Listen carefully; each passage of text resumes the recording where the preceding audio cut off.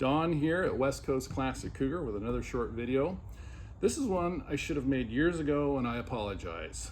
For years we've been getting returns from people saying, I've bought your rebuilt box and I've bought your reproduction box, and both of them are faulty. They have resistance in the middle, lock to lock.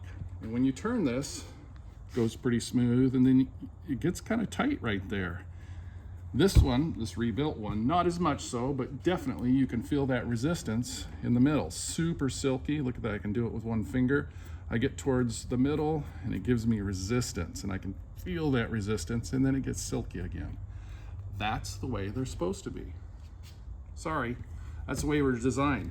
Part of that was to keep your car from floating and wandering when you're going straight down the road. When you're making a turn, you get into the left or right, you don't need that resistance.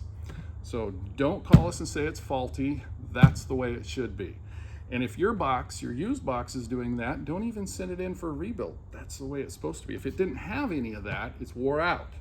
When you send in your box, the reason you're sending it in for exchange or buy a new one is there's slop in it.